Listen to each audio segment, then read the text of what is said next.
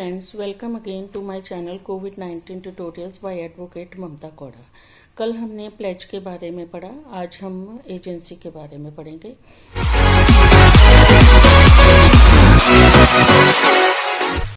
तो आइए शुरू करते हैं। एजेंसी, सबसे पहले एजेंसी में who's an agent. An agent is a person employed to do any act for another or to represent another in dealing with the third party. तो एजेंट कौन हुआ? कोई जैसे बंदा किसी को अपना एजेंट नियुक्त करता है जो उसके बिहाफ पे काम करेगा, और जब वो थर्ड पर्सन के साथ वो डीलिंग करेगा तो अपने प्रिंसिपल को वो रिप्रेजेंट करेगा। तो द पर्सन जिसके बिहाफ पे वो काम करता है या जो उसको नियुक्त करता है उसको प्रिंसिपल कहते हैं। तो एजेंसी कैसे फॉर्म होती है? एजेंसी फॉर्म होती है जब एक प्रिंसिपल एक एजेंट को एम्प्लॉय करता है अपने बिहाफ पे काम करने के लिए, या जब वो थर्ड पर्सन के साथ डीलिंग करता है तो वो अपने प्रिंसिपल को रिप्रेजेंट करता है। तो वो जब एजेंट नियुक्त हो जाता है, वो उसके बिहाफ पे कोई काम करता है प्रिंसिपल के, तो प्रिंसिपल उसी तरीके से बाउंड होता है उस काम के लिए जैसे कि वो काम उसने स्वयं किया हो। जैसे मैं एक एजेंट को एम्प्लॉय करती हूँ, मैं उसको कहती हूँ कि मेरे घर को तू बेच दे। अगर वो ऐसा करता है तो मैं बाउंड हो जाती हूँ उसी तरीके से जैसे कि ये अपने घर को बेचने की डीलिंग मैंने ही की थी। तो ये होता है कि एक कनेक्टिंग लिंक होता है between principal and the third party. अब डिफरेंट काइंड्स ऑफ एजेंट्स होते हैं। पहला क्या है? ऑक्शनियर्स। ऑक्शनियर भी एक एजेंट है जो ऑक्शन में चीजें बेचता है और वो ओपन सेल होती है। वो चीजों को सिर्फ बेच सकता है, उसको वारंटी देने की कोई अथॉरिटी नहीं होती है। तो वो एक तरीके से मर्केंटाइल एजेंट के रूप में काम करता है।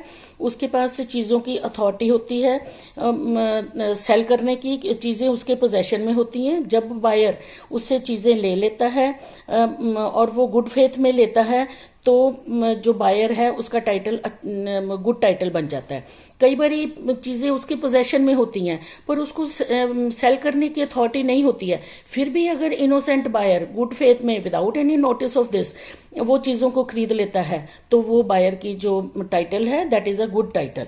उसको कहा जाता है कि रिजर्व्ड प्राइस पे चीजें बेचनी है, पर अगर वो रिजर्व्ड प्राइस से कम प्राइस पे चीज बेचता है फिर भी जो इनोसेंट बायर है वो बोनाफाइड है, इस वजह से उसका टाइटल गुड टाइटल हो जाता है। अब फैक्टर्स, सेकंड फैक्टर्स भी एक तरीके से मर्केंटाइल एजेंट ही होते हैं। उनको जो चीजें उनके पोजेशन में दी जाती हैं बेचने के लिए, तो वो चीजों को क्रेडिट पे बेच सकते हैं, receive the price from the buyer. और जब पोजेशन में इनकी चीजें होती हैं या डॉक्यूमेंट ऑफ टाइटल होते हैं लेकिन उनको अथॉरिटी नहीं होती बेचने की, पर अगर वो बेच देते हैं तो ये जो बोनाफाइड बायर है उसको एक गुड टाइटल मिल जाता है और उनके पास जनरल लियन भी होता है क्योंकि उन चीजों के ऊपर जो उनके पोजेशन में होती हैं for the general balance of the account. अब थर्ड कौन से होते हैं? ब्रोकर। ब्रोकर क्या होता है? वो नेगोशिएट करता है सेल और परचेज में। वो सिर्फ प्रिंसिपल और थर्ड पार्टी को मिलाता है, उसके पोजेशन में कुछ नहीं होता।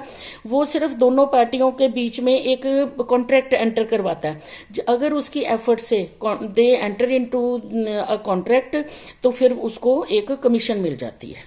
अब फोर्थ क्या है? Del credit agent.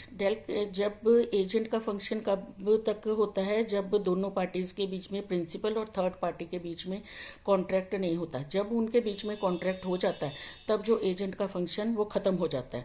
Then he is not answerable to the principal अगर जो थर्ड पार्टी है वो अपना पार्ट परफॉर्म नहीं करती है। पर जो एक डेल क्रेडिट एजेंट होता है वो एक एक्सेप्शनल केस है। उसमें क्या है? उसको एक्स्ट्रा कमीशन दी जाती है। अगर थर्ड पार्टी अपना पार्ट परफॉर्म नहीं करती है कॉन्ट्रैक्ट का, then he is answerable to the principal. Principal सीधा उसके ऊपर केस करके अपना जो पेमेंट नहीं मिली है वो ले सकता है। इसमें ये क्या है? डेल क्रेडिटर एक तरीके से छोटी है, उसकी जो लाइबिलिटी है वो सेकेंडरी है। उसकी लाइबिलिटी तब स्टार्ट होती है जब थर्ड पार्टी पैसे नहीं देती है। अब अगला है some features of a contract of agency. First है जो प्रिंसिपल है वो कॉम्पिटेंट टू कॉन्ट्रैक्ट होना चाहिए। सेकंड है एजेंट बेशक कॉम्पिटेंट टू कॉन्ट्रैक्ट ना हो। थर्ड है कोई एजेंसी को क्रिएट करने के लिए कोई कंसिडरेशन की जरूरत नहीं है। फर्स्ट है principal should be competent.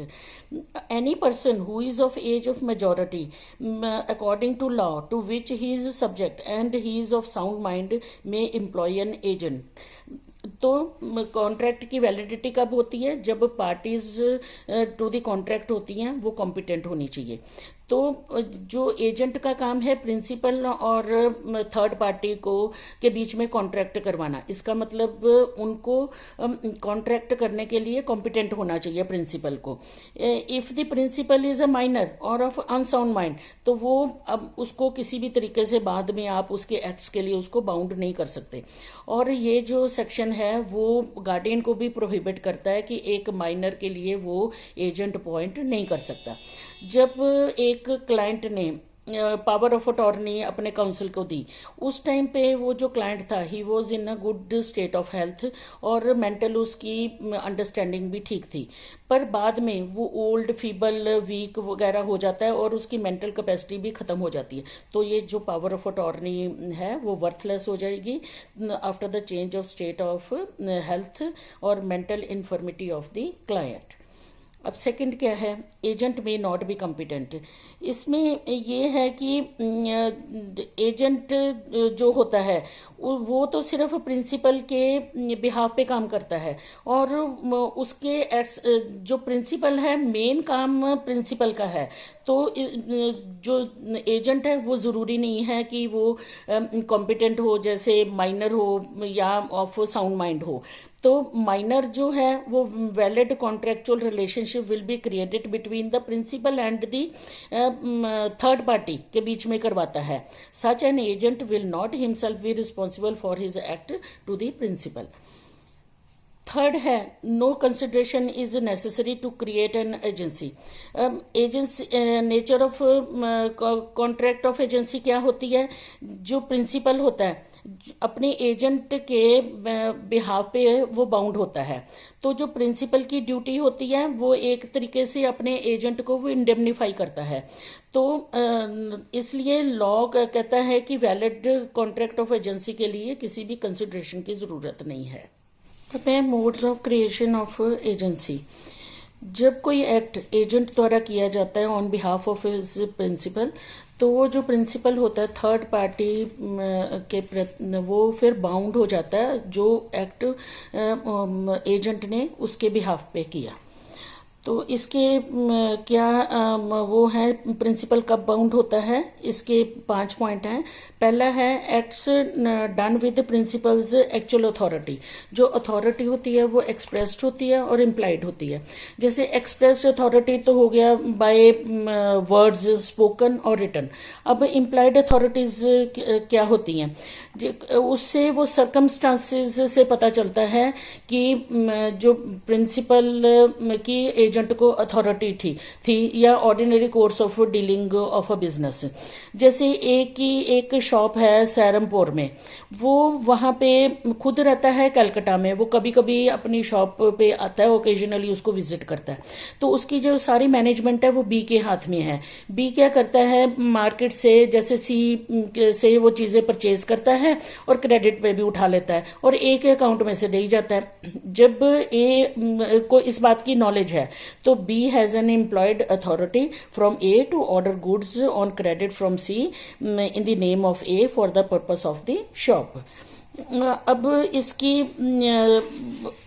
Agent का अथॉरिटी इज एन इमरजेंसी। कई बार क्या होता है जैसे इमरजेंसी में वो सारे काम करता है। प्रिंसिपल की जो चीजें हैं उसको बचाने के लिए या प्रिंसिपल को कुछ लॉस ना हो, वो as a ordinary prudent man की तरह, जैसे कि एक प्रूडेंट मैन अपने केस में अपनी चीजों के साथ करता है, उसी तरीके से वो प्रिंसिपल की चीजों के साथ भी करता है। जैसे एजेंट है प्रिंसिपल की चीजों को वो रिपेयर भी करवा सकता है। ए ने कुछ कंजाइन की बी को चीजें कैलकटा में, उसने कहा कि इसको जाके कटक में बेचा। पर अगर बी को लगता है कि goods are of perishable nature, वो जर्नी में सारी खराब हो जाएंगी, तो वो उनको कैलकटा में भी बेच सकता है, because it is for the benefit of the principal. अब थर्ड क्या है, प्रिंसिपल बाउंड बाय एस्टॉपल।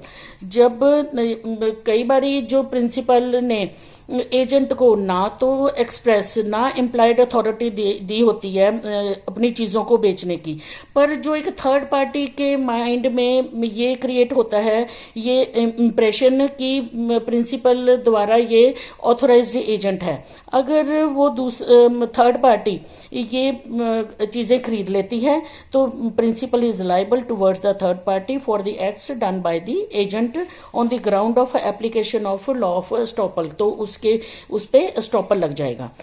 ए ने कुछ चीजें कंजाइन की बी को बेचने के लिए, और उसको इंस्ट्रक्शंस दिए कि इस फिक्स्ड प्राइस से कम की नहीं बेचनी। सी को नहीं इसके बारे में पता था कि ये इंस्ट्रक्शंस बी को मिली हुई हैं, तो वो फिर एक वो कर लेता है एक कॉन्ट्रैक्ट ये चीजें खरीदने के लिए उस लोअर प्राइस पे। तो A is bound by the contract, उसको लॉ ऑफ स्टॉपर लग जाएगा उसके ऊपर।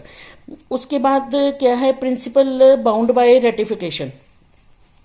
कई बार ये पहले एजेंट कोई ऐसा काम करता है जिसको कि उसके पास अथॉरिटी नहीं होती करने के लिए, तो वैसे तो प्रिंसिपल बाउंड नहीं होता, पर इसकी एक्सेप्शन क्या है, अगर बाद में प्रिंसिपल सब्सिक्वेंटली इसको रेटिफाई कर देता है तो फिर वो बाउंड हो जाता है प्रिंसिपल थर्ड पार्टी के लिए। अब रेटिफिकेशंस भी कई तरीके की होती हैं। एक तो है the act should be done on behalf of another person. अगर द एक्ट जिसको कि आप रेक्टिफाई कर रहे हो on behalf of the person who seeks to ratify the same, और if an agent acts on his own account such an act can not be ratified by another person. अपने आप अगर वो करता है तो वो दूसरा बंदा उसको रेटिफाई नहीं कर सकता। जैसे कैगले मैक्सेड एंड कंपनी वर्सेस डूरेंट का केस था। इसमें कैगले ने अपने रॉबर्ट, उनका वो एजेंट होता है, उसको वो कहते हैं कि ज्वाइंट वीट ना तू मार्केट से खरीद ले और ये ज्वाइंट अकाउंट में से खरीद ले, और इतने प्राइस से ज्यादा का नहीं खरीदना। तो वो क्या कहते हैं, उसको जो रॉबर्ट होते हैं जब वो देखते हैं मार्केट में इस रेट में वीट नहीं मिलता, वो अपने अकाउंट में से इसको खरीद लेते हैं। तो बाद में ये क्या करते हैं, कैनले उसके रॉबर्ट के जो एक्ट को रेटिफाई कर देते हैं, पर बाद में जो प्राइस है वो फेल हो जाती है, तो फिर वो डिलीवरी लेने के लिए मना कर देते हैं। तो जो सेलर होता है वो breach of contract against Keighley case लगाता है, but it was held that they could not be made liable because the act by Robert not having been done on their behalf purported ratification by them was ineffective। इसमें second है, principal should be in existence and competent to contract. जो principal है, जैसे मैंने पहले बताया, वो competent to contract होना चाहिए, और जब ये कॉन्ट्रैक्ट हो रहा है उस टाइम वो एग्जिस्टेंस में होना चाहिए। जैसे कि जब कॉन्ट्रैक्ट हुआ उस टाइम पे एक कंपनी के बिहाफ पे, उस टाइम पे कंपनी फॉर्म नहीं हुई थी, तो जो contract can not B rectify बाद में जब कंपनी एग्जिस्टेंस में आ जाती है उस कॉन्ट्रैक्ट को रेटिफाई नहीं कर सकती, क्योंकि एक्ट कब हुआ है, जब कंपनी अभी एग्जिस्टेंस में ही नहीं थी। अब फिफ्थ है, रेटिफिकेशन में बी एक्सप्रेस और इम्प्लाइड। रेटिफिकेशन आपके कंडक्ट से भी पता चलता है या उसको आप एक्सप्रेसली भी उसको रेटिफाई कर सकते हो। जैसे ए ने विदाउट द अथॉरिटी कुछ बी के लिए चीजें खरीद ली, पर बाद में बी ने उनको सी को बेच दिया, इसका मतलब उन्होंने उसके एक्ट को रेटिफाई कर दिया।